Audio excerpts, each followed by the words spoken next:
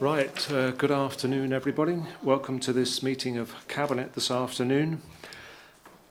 You're aware of the emergency processes and procedures that I'm sure I don't need to have to remind you of all that again. Let's move on with the agenda. Apologies, I counted the heads up here. You're all here, so there are no apologies, so that makes that easy.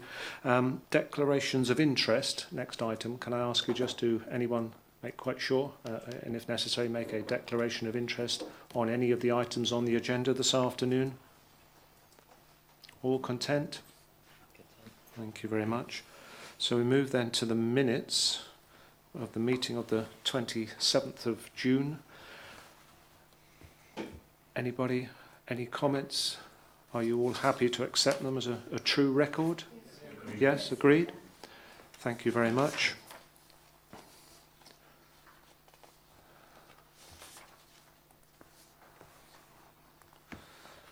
Right, next item. Any questions from the public, Ross? No questions from the public.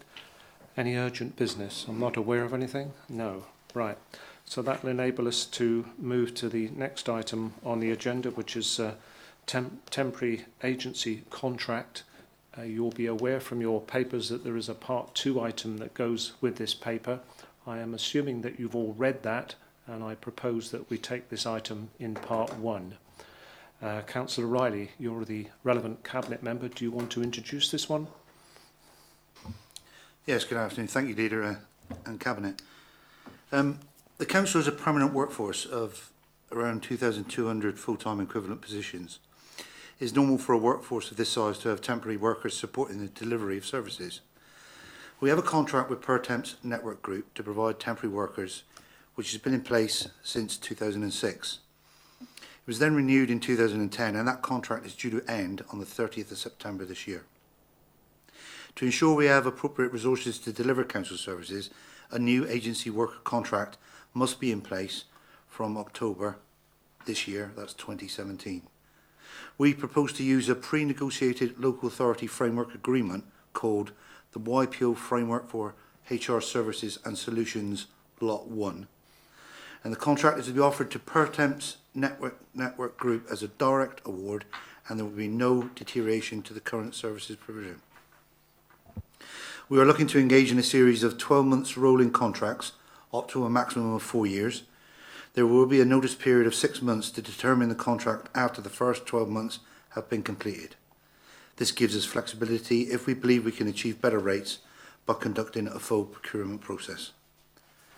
Today, Leader, we are seeking Cabinet's endorsement to award a new agency worker contract to Pertemps Network Group under the YPO framework. Thank you. Thank you, Councillor Riley. Officers, any comments anyone wishes to add? All happy? Colleagues, anybody any questions on this particular item? No? Okay, I therefore ask you to support the recommendations. I think entirely reasonable course of action for us to take. So everyone happy? Would you please indicate? Thank you very much. That's unanimous. Thank you, Councillor Riley.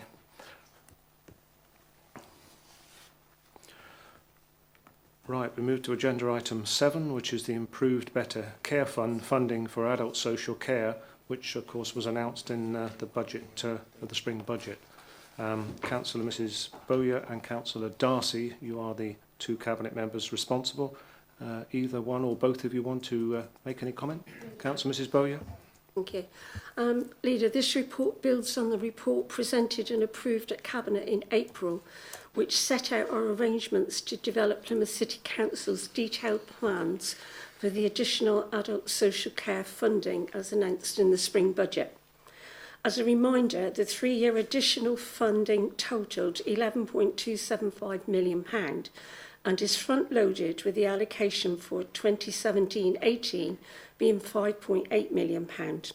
This is additional funding for the provision of adult social care, and it must be noted it is time limited. As such, I need to point out that this is not an ongoing revenue stream and cannot be subsumed into business as usual to close the funding gap for adult social care. Leader, there are clear ministerial guidelines on the area this money can be used for, and Plymouth City Council, working in partnership with key stakeholders such as the New Devon CCG, will ensure the funds are invested in transforming the social care system. Plymouth, as a recipient authority, must A, pool the grant funding into the Better Care Fund, and we have done so.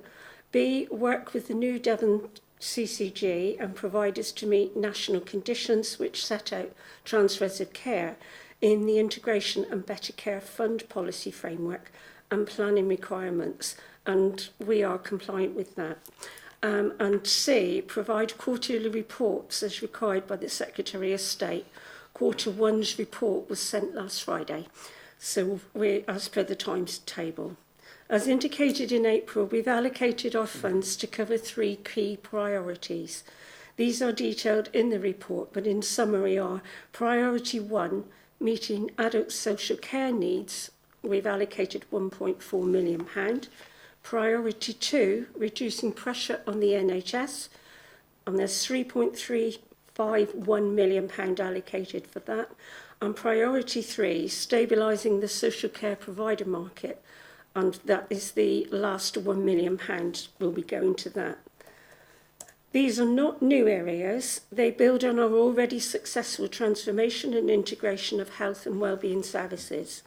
We are very clear there must be measurable outcomes as a result of this investment, and we are setting out a reduction in day opportunity spend, reductions in the number of high-risk deprivation of liberty safeguarding assessments, and a reduction in the number of adult social care delayed transfers of care, while supporting more people to live independently. Thank you. Thank you. Carol Burgoyne joining us this afternoon. Carol, do you want to add anything further? Thank you, Leader. Obviously, Councillor Mrs Bowyer has covered the key facts of the report, but this is really important for the Council and its partners.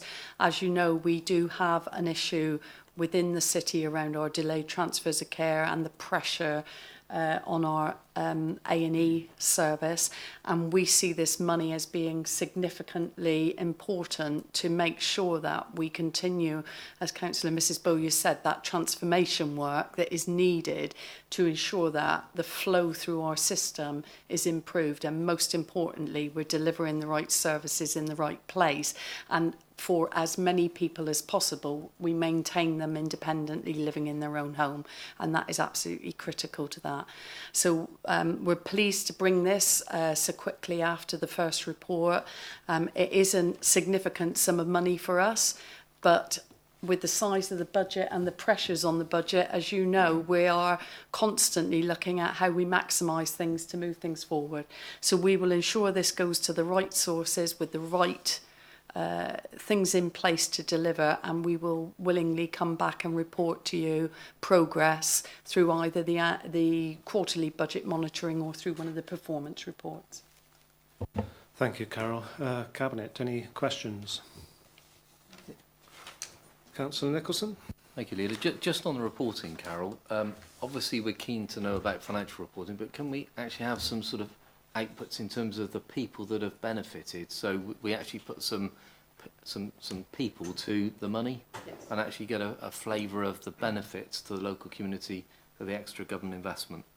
Thank you.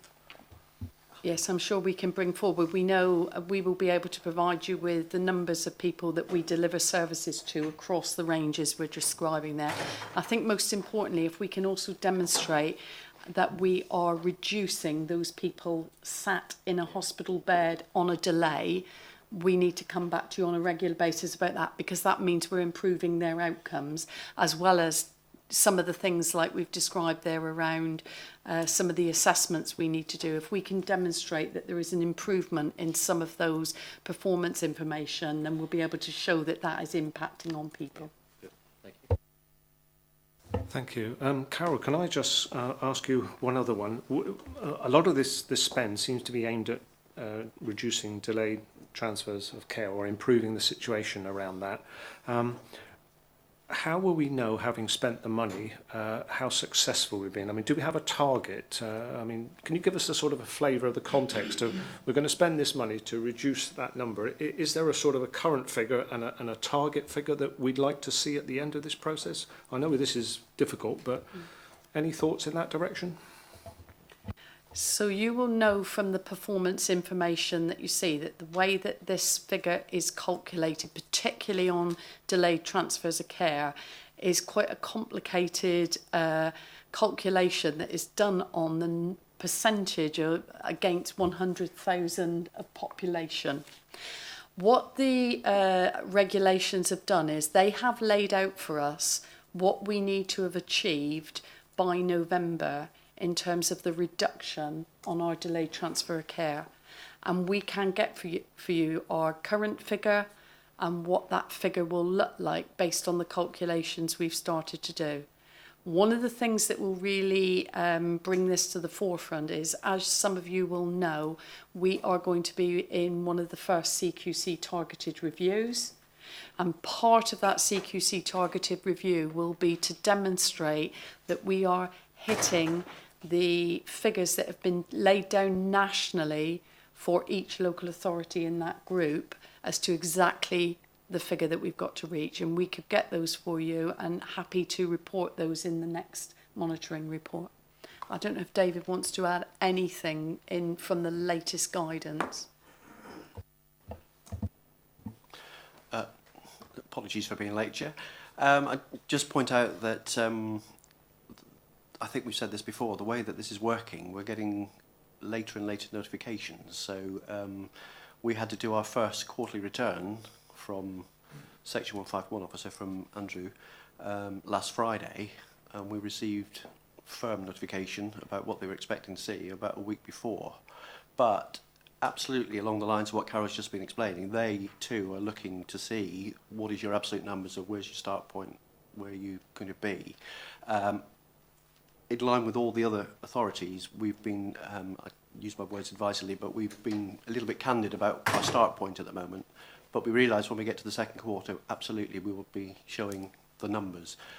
So the plan from my point of view is to take that through the scrutiny process as well, so that there's full visibility. So. Thank you, David. Colleagues, anybody else got any other questions? You're all content? Hope you just recognise, obviously, this is a major sort of step forward for us in terms of having some resources to deal with some of these issues. But I wouldn't want any of you to think that this is actually can be added to our revenue spending and so forth. I mean, this is not every day. This is something given to us to try to transform and significantly change the way in which some of these services operate. So in that context, can I just therefore ask you to go to page 16? There are 3 recommendations. And can I please ask you to indicate that you're happy to support those recommendations? Thank you very much. That's unanimous. And we move on to the next item, which is the Integrated Sexual and Reproductive Health Service Contract Award. Again, you'll be aware from your papers that there is a Part 2 paper here. And again, I will assume that you have read that paper and that we'll take this item as a Part 1 item. Councillor Mrs. Bowyer, this has got your name at the top, so would you like to start? Thank you, Leader. Plymouth City Council has a statutory obligation to provide confidential, open access sexual and reproductive health services for the population of Plymouth. This includes the provision of comprehensive contraception, testing and treatment for sexually transmitted infections, sexual health promotion and HIV prevention services. These services must be commissioned from the ring-fenced public health grant. The Council has employed an innovative procurement approach to work with the current providers of services to develop a new integrated sexual and reproductive health service. This proposed new services